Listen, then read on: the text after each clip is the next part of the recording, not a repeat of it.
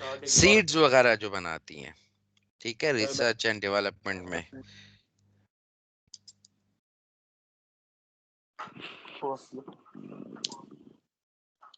अच्छा जी, फिर power generation. Power generation को मैंने पावर सेक्टर को दो हिस्सों में डिवाइड कर दिया, एक पावर जनरेशन और एक oil and gas.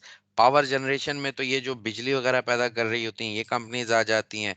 Oil and gas के अंदर तीन मेजर डिस्ट्रीब्यूशन आती हैं, oil and gas extraction, oil and gas refinery, ठीक है, और ऑयल एंड गैस डिस्ट्रीब्यूशन, ठीक है। एक्सट्रैक्शन जो जमीन से निकालती हैं, जैसे शेल है, जैसे ओएमवी है, जैसे और बहुत सारी कंपनी, जैसे ओजीडीसीएल है पाकिस्तान में, वो ऑयल एंड गैस एक्सट्रैक्ट करती हैं। फिर आती हैं ऑयल रिफाइनरीज, ठीक है ना, जैसे पाकिस्तान में नेशनल ऑयल रिफाइनरी है, बसिकौर ऑयल रिफाइनरी है। ये बेसिकली जो एक्सट्रैक्ट किया गया होता है जमीन से उसको रिफाइन करती हैं। और फिर लास्ट में डिस्ट्रीब्यूशन। डिस्ट्रीब्यूशन में पीएसओ, शेल, कैल्टेक्स, ये सारे के सारे डिस्ट्रीब्यूशन में आ गए। ठीक है जी, यहां तक तो हो गई। अच्छा, आज जो अगला जो इंपॉर्टेंट चीज जो हम करने जा रहे हैं इस दफा, वो एक तो कुछ चीजें मैंने आप लोगों से पूछनी है कि जो हमने पूरे F1 के कोर्स के अंदर, इवन पूरे ACCA में आपको ये वर्ड्स और ये चीजें नजर आएंगी। तो मैं सोच रहा हूं कि कुछ उन चीजों पर पहले से हम काम कर लें, हमें समझ में आ जाए कि वो चीजें हैं क्या। जैसे हम एक वर्ड यूज करते हैं, हायरार्की। हायरार्की का क्या मतलब होता है? हायरार्की किसको कहते हैं? कोई आइडिया देना चाहेगा? वैसे लेवल्स, स्टेजेस और लेवल्स। लेवल्स ऑफ मैनेजमेंट को हम हायरार्की कहते हैं।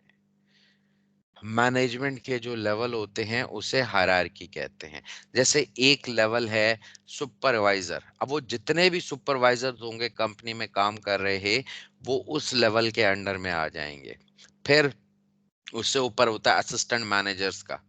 तो असिस्टेंट मैनेजर एक हायरार्की है, एक फ्लोर है। जैसे बिल्डिंग में फ्लोर्स होते हैं, 2 फ्लोर, 3 फ्लोर, तो एक पूरा फ्लोर। यहाँ हम रूम्स की बात नहीं कर रहे, पूरे फ्लोर की बात कर रहे हैं। तो इसी तरह हम नंबर ऑफ असिस्टेंट मैनेजर्स की बात नहीं कर रहे, बल्कि हम सिर्फ ये कह रहे हैं असिस्टेंट मैनेजर्स। तो असिस्टेंट मैनेजर एक हायरार्की में फॉल करते हैं। असिस्टेंट मैनेजर जो हैं वो एक हायरार्की में फॉल करते हैं, ये कहलाती है हायरार्की। ठीक हो गई ये बात।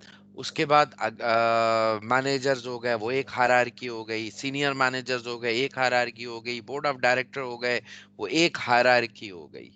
ठीक है, तो level of management same as floors in the building. ठीक है, उसे हम हायरार्की कहते हैं। अच्छा जी, रिसोर्सेस। रिसोर्सेस क्या होते हैं? रिसोर्सेस क्या होते हैं?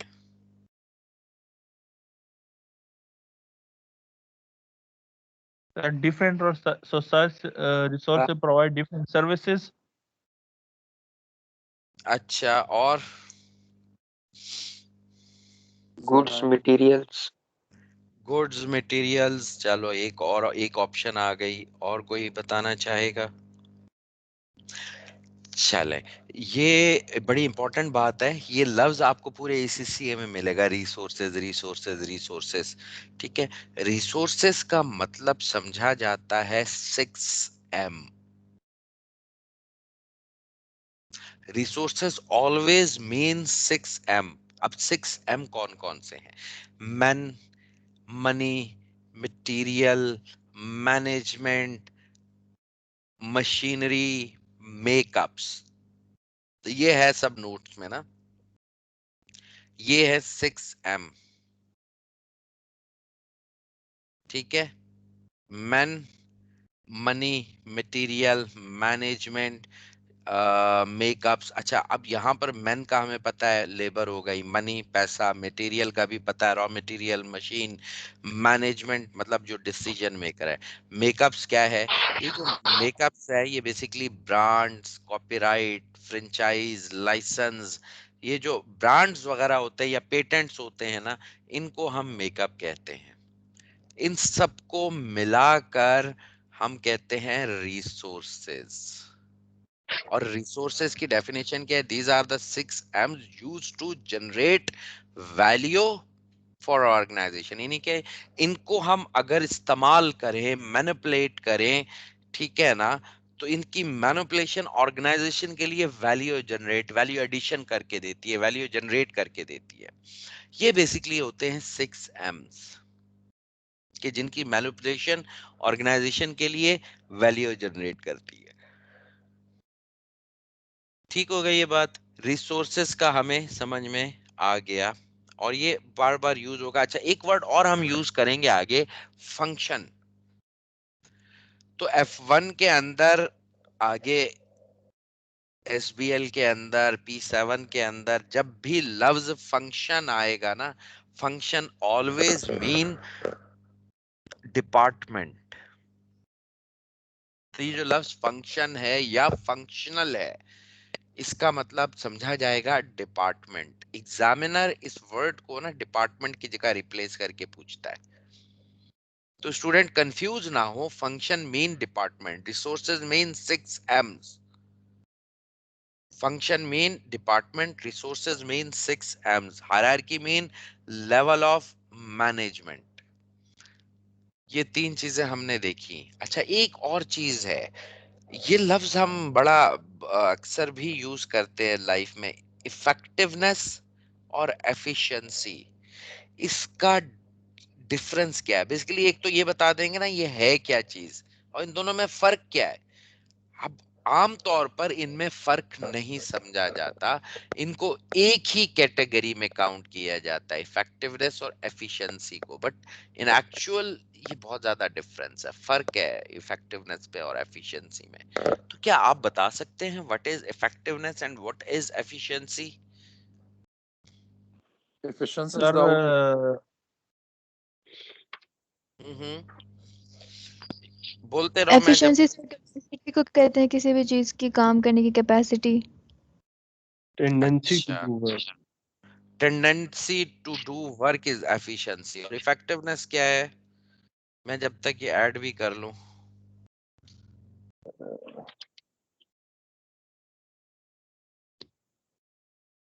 Sir, how a person work is अच्छा, efficiency? How a person work is efficiency, effectiveness.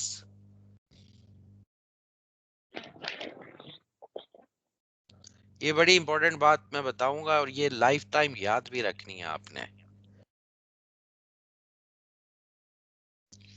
Sir efficiency होती है कि कम से कम इनपुट में ज़्यादा से ज़्यादा आउटपुट हो, और अच्छा, इफेक्टिवनेस होती है कि एक चीज़ कितनी ज़्यादा सक्सेसफुल है या उसका आउटपुट से कितना ज़्यादा फ़ायदा हुआ है, क्या इफेक्ट अच्छा, हुआ है। अच्छा, चलो सही है, ये भी आपका आगे। अब मेरी बात याद रखिएगा, efficiency anything which is time related। यार ये माइक प्लीज ऑफ कर दीजिए। anything which is time related is efficiency। Come time में ज्यादा काम कर लेना, ज्यादा प्रोडक्शन कर लेना, हम कहेंगे यार ये एफिशिएंट है। जैसे फॉर एग्जांपल एक कंपनी है और उसको 1 लाख शर्ट्स का ऑर्डर मिलता है और उसके पास 1 महीना है, और वो कंपनी जो है ना 25 दिनों में 1 लाख शर्ट्स बना लेती है, तो हम कहेंगे यार ये कंपनी बहुत ज्यादा एफिशिएंट है, ओवर एफिशिएंट है कि इन्होंने वक्त से बहुत पहले 1 लाख शर्ट्स बना के दे दी। तो ये तो हो गई एफिशिएंसी। और अब आती है इफेक्टिवनेस। इफेक्टिवनेस का ताल्लुक है क्वालिटी से। अगर कोई क्वालिटी काम कर रहा है तो हम कहेंगे ये इफेक्टिवली वर्क कर रहा है। क्वालिटी काम का मतलब शर्ट तो उन्होंने 25 दिनों में बना ली, लेकिन क्या शर्ट्स की क्वालिटी स्टैंडर्ड के मुताबिक है? ये चीज कहलाएगी इफेक्टिवनेस कि भाई एफिशिएंट तो हैं तो क्या इफेक्टिव भी हैं। जैसे एक बच्चा एक क्वेश्चन जो है वक्त से पहले सॉल्व कर लेता है, मैं कहूंगा यार ये बच्चा बहुत एफिशिएंट है। लेकिन अगर क्या वो उस बच्चे ने क्या वो क्वेश्चन दुरुस्त किया है, राइट क्वेश्चन का आंसर लिखा है? अगर उसने राइट आंसर लिखा है तो मैं कहूंगा ये इफेक्टिव भी है, ये एफिशिएंट भी है। ठीक है ना? अगर उसने वक्त से पहले क्वेश्चन तो कर लिया लेकिन करेक्ट क्वेश्चन का आंसर नहीं दिया, तो मैं कहूंगा यार ये बड़ा एफिशिएंट है बट इफेक्टिव नहीं है। ठीक है, इफेक्टिवनेस का मतलब होता है क्वालिटी, एफिशिएंट का मतलब होता है टाइम, यानी कि हर वो चीज जो टाइम से रिलेटेड होती है हम उसको एफिशिएंसी कहते हैं। और हर वो चीज, अच्छा फॉर एग्जांपल एक कंपनी है, वो बहुत कम रॉ मटेरियल के अंदर ज्यादा प्रोडक्ट पैदा कर लेती है, तो हम इसको इफेक्टिव कहेंगे या एफिशिएंट कहेंगे? सोच के जवाब दीजिएगा। एफिशिएंट कहेंगे अगर कम टाइम में करेंगे। एफिशिएंट।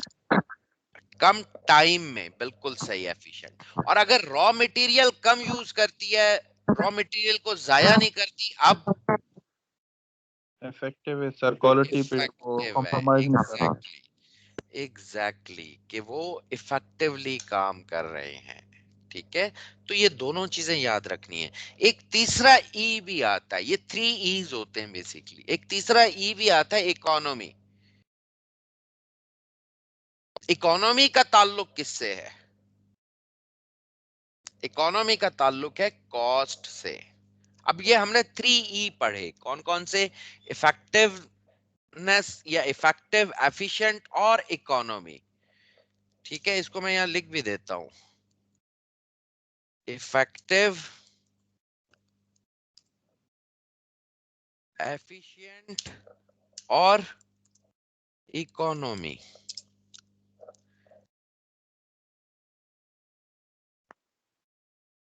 ठीक है, effective that is something related to quality, efficient something related to time management,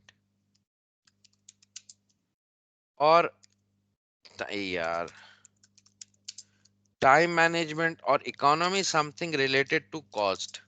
अच्छा, अब इंटरेस्टिंग बात, इन सब में सबसे इंटरेस्टिंग बात यह है कि दुनिया में यही 3 लिमिटेशन नहीं है, कोई चौथी लिमिटेशन नहीं है।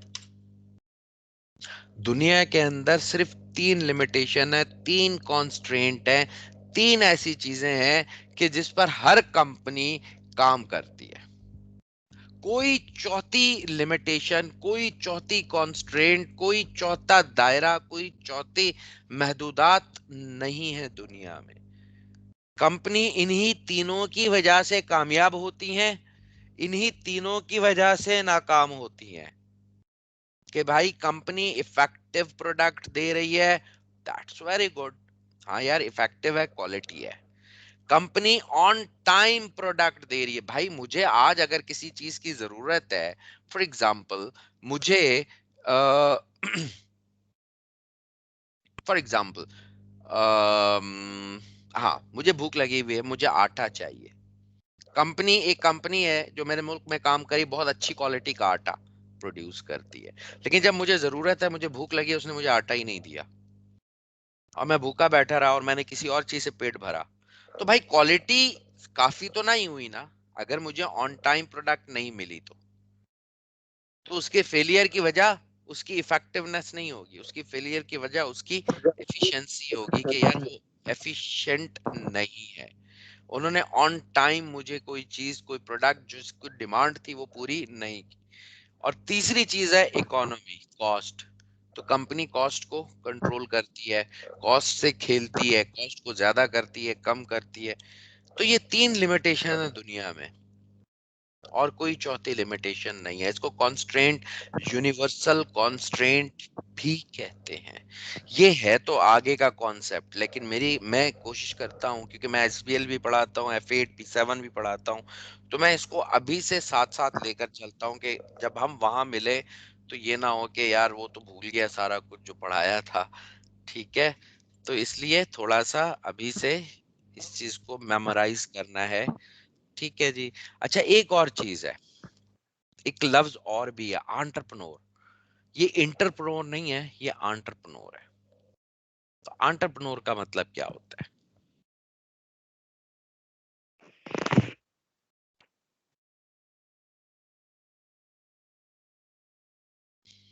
चले, एंटरप्रेन्योर का मतलब होता है a person who take risk is called entrepreneur.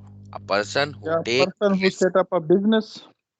नहीं, हु टेक रिस्क, उसे हम एंटरप्रेन्योर कहते हैं। जो भी शख्स रिस्क लेता है उसे हम एंटरप्रेन्योर कहते हैं। रिस्क लेने का मतलब क्या है कि वो मुख्तलिफ अपॉर्चुनिटीज को एक्सप्लोर करता है और किसी अपॉर्चुनिटी को अवेल करता है,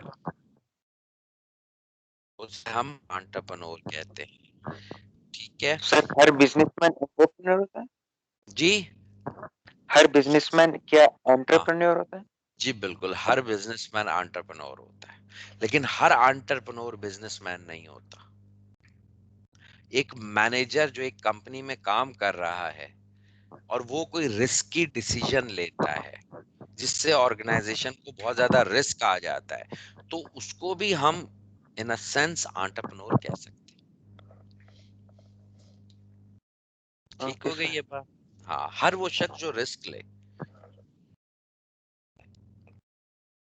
और इसके रिस्क अलावा भी की बंदा रिस्क लेता है। क्या? मतलब सर सिर्फ बिजनेस तो नहीं है कि उसमें बंदा रिस्क ले, और भी कई काम होते हैं। हाँ, इसलिए मैंने अगला क्वेश्चन ये किया, व्हाट इज रिस्क, ताकि पता चल जाए ना भाई कौन सा रिस्क है। ये लाइफ रिस्क है, लाइफ एट रिस्क है, ये क्या है? रिस्क डेफिनेशन मतलब ऑफ सर रिस्क क्या है? हाँ बोले। किसी ऐसे काम पे तवक्कल करना कि इसके बारे में आपको कुछ भी ना पता हो, लेकिन आप आउटपुट उसके बारे में आप पॉजिटिव सोच रहे हो कि शायद अच्छा हो। अच्छा, और कोई बताना चाहेगा? ठीक है, नोटेड। सर दो ऑप्शंस में से एक ऑप्शन अवेल करना हो और आपको पता ना हो कि दोनों में से किसमें ज्यादा फायदा होगा, तो एक हमेशा रिस्क होगा, दूसरा अपॉर्चुनिटी अच्छा कॉस्ट होगा। अच्छा, वो तो जो आप बता रहे हो वो तो opportunity next best alternative for gone opportunity cost की डेफिनेशन है। ठीक है। सर नहीं सर ऐसा मेरा कोई भी काम मतलब करना जिसमें डेंजर। डेंजर हो मतलब ये कि पहाड़ से कूद जाओ, रिस्क है? तो ये डेंजर हो गया। गोली के सामने खड़े हो जाऊं, देखूं गोली लगती है या नहीं लगती, ये रिस्क है? ये किसी डेंजर तो बिजनेस है। में हाँ बोले। कहती है किसी ब्रेकिंग बिजनेस में चौपट। इन्वेस्ट करना। किसी बिजनेस में इन्वेस्ट करना, ठीक है। चलो अब मैं बताता हूँ रिस्क इज, अब ये गौर से सुनना और इसको हर लिहाज से ये कंप्लीट डेफिनेशन बता रहा हूँ, वन लाइनर डेफिनेशन है, कोई नहीं देगा आपको ये वन लाइनर डेफिनेशन रिस्क की। रिस्क क्या है? Variation in outcome is risk. क्या हो, कितना आसान कर दिया। रिस्क क्या है? Variation in outcome. देखो अब इसको नापो कि हर वो स्टेप जो आपके आउटकम को, रिजल्ट को वेरी कर दे, वो रिस्क है। अगर आपका आउटकम में वेरिएशन नहीं आता तो वो रिस्क नहीं है। ठीक है, जैसे अब सुनिएगा सुनिएगा। अब जैसे मैंने क्या किया, मैंने जाके बैंक में पैसे रखवा दिए और हर साल एक फिक्स्ड रेट से बैंक मुझे इंटरेस्ट पे कर रहा है, मार्कअप पे कर रहा है एक फिक्स्ड रेट से जिसमें वेरिएशन नहीं है। तो क्या मैं कहूंगा कि मैंने ये रिस्क लिया है? No sir. नहीं। देख लो आप अभी आप डेंजर डेंजर की बातें कही थी, पहाड़ से कूद जाओ, पहाड़ से कूद गया बंदा। अब वेरिएशन इन आउटकम हो सकता है ना, वो जिंदा भी बच सकता है, मर भी सकता है। तो उसकी अगर वो जैसा ना छोटी बचता तो उसकी पहाड़ की हाइट कम थी। अकाउंटिंग की मतलब अपनी लैंग्वेज। क्या चीज? फिर बोलिएगा। किसी ने हर बोला कि आप रिस्क नहीं लेंगे, कुछ इस तरह बोला है सर। बहरहाल हर वो चीज जो आपके आउटकम को वेरी कर दे, चेंज कर दे, रिजल्ट को बदल दे, वो रिस्क कहलाती है। ठीक है, आप पहाड़ से नहीं कूदते, ठीक है ना, तो आपकी आउटकम में वेरिएशन नहीं आती, हम कहते हैं ये रिस्क नहीं है। पहाड़ से कूद गए, अब आपकी वेरिएशन का चांस है आपके आउटकम में, आपके रिजल्ट में, जिंदा भी बच सकते हैं, मरमरा भी सकते हैं, तो वो चीज ज्यादा ठीक है, चांसेस नहीं है। चांसेस वांसेस क्या है यार, ये तो सिर्फ अल्लाह ही जानता है। ठीक है, बहरहाल इसको हम रिस्क कहते हैं। ठीक है, what is risk? Variation in outcome is risk. ठीक है। अच्छा, आज के लिए ये बेसिक बेसिक चीजें थी वो हमने कर ली। कल से मैं किसी वजह से कह रहा हूँ कि कल से मैं आपको इस अगले टॉपिक की तरफ, टाइप ऑफ ऑर्गेनाइजेशन या प्रॉफिट मेकिंग ऑर्गेनाइजेशंस की तरफ मैं लेकर जाऊंगा। ठीक है, ये थोड़ा सा डिटेल टॉपिक है, तो इस तरह आधा आज आधा कल इस तरह मजा नहीं आएगा। तो मेरी कोशिश ये है कि मैं एक ही गो में इस पूरे टॉपिक को कवर करवाऊं। ठीक है सर आप सर जी, बोलें। You don't mind kindly sir, इनके जो स्क्रीनशॉट्स वगैरह है वो भी आप जरा ग्रुप में शेयर करें। अभी थोड़ा सा टाइम दे दो, मैं एक दो रोज में ये पूरे नोट्स ही ग्रुप में शेयर कर दूंगा। Okay sir. ठीक है, मैं ये पूरे नोट्स ही ग्रुप में शेयर कर दूंगा आप लोगों के लिए, कोई इशू नहीं है। पूरे ये कंप्लीट नोट्स हो गए मेरे अल्हम्दुलिल्लाह। ठीक है ना, तो ये मैं आपको सारे नोट्स दे दूंगा। ठीक है जी, चले, इजाजत सर है। हमारा कोर्स सर जी जी, हमारा कोर्स कितने टाइम में कंप्लीट होगा? अभी तो शुरू हुआ है, अभी तो कहानी शुरू हुई है। मैंने बताया था कि एक ओके कोरोना जाहिर है, मतलब नॉर्मली जो इसका ओरिजिनल टाइम है वो है 4.5 महीने। ठीक है, लेकिन मैं कोशिश करूंगा 3 साढ़े 3 महीने में इसको, वक्त से बहुत पहले इसको खत्म करवा दूं। इससे पहले भी अल्हम्दुलिल्लाह मैंने कोर्सेज वक्त से बहुत पहले खत्म करवा दिए। तो इसको भी मैं यही कोशिश करूंगा, थोड़ा सा चलने तो दें। ठीक है, मुझे तो कोई इशू नहीं है, आपको समझ में आए ना आए मैं रगड़ दूं, फिर आप लोगों को इशू होगा। तो मुझे मेरे हिसाब से ही चलने दीजिए। ठीक है, ओके हो गया सर। ओके जी, अल्लाह हाफिज, यस। अस्सलाम वालेकुम। अल्लाह अल्लाह हाफिज। अल्लाह हाफिज सर। अस्सलाम वालेकुम। हसन कोर्स 3 मंथ्स में भी कवरेबल हो सकता है, मतलब अगर वो हो तो। यार ये फिर कोर्स की पड़ी है तुम्हें। मुझे नहीं पड़ी सी ना। मैं सर शिराज को पर्सनली बताऊंगा कि हसन को ला F1 की भी कोर्स की टेंशन थी। नहीं नहीं यार, ऐसी बात नहीं है, हर किसी को होती है यार। मतलब अब देखो ना, अब हर कोई चाह रहा होता है यार कि कोई नहीं यार, कल दो ही तो क्लासेस में अभी तक और आपको कोर्स की पड़ गई यार, खुदा का खौफ करो।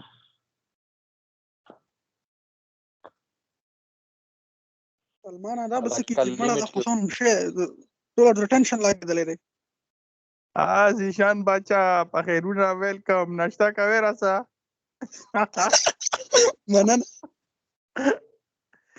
والا زه اوس هم کمباله کې پټ یم، مخ مې کې پټ کړی. مازیر قسم د موم کمبالي کی یو خا کړه کلاس یې واخیستو. ما کلاس کې چې کله ویډیو واوري اخر بلا مزه ده ښه. وسیم باچا دی څنګه چل دی لکه په خیرینه امن دی. ولکه یې کو ریکارډینګ سٹارټ ته بیا ګپ لګو دا چې هېټ شي. اوکې ټاټا بای بای.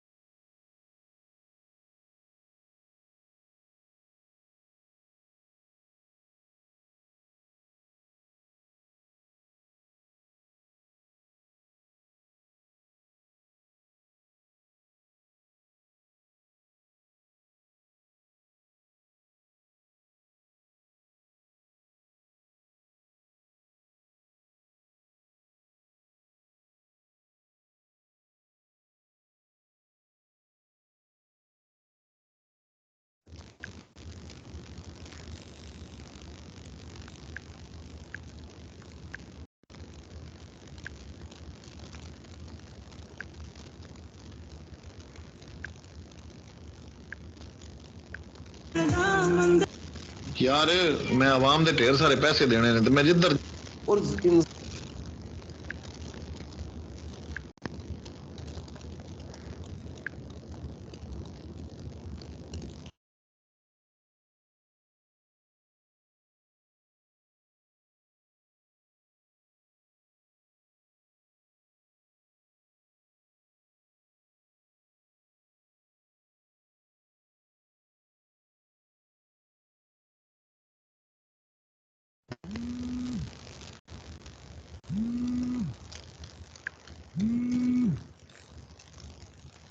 जी जी भाईजान। हेलो जी जी बिस्मिल्लाह कराओ सर ताओ मुझे ना कमरे च मैं लिखो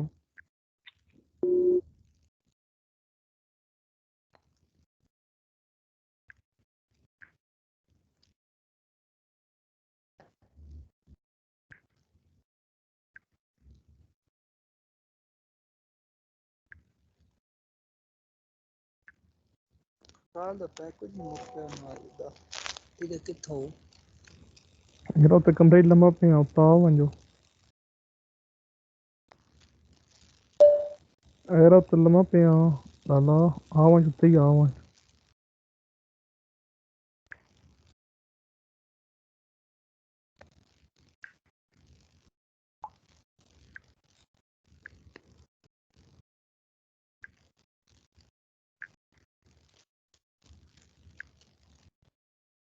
क्लास खत्म हो गई है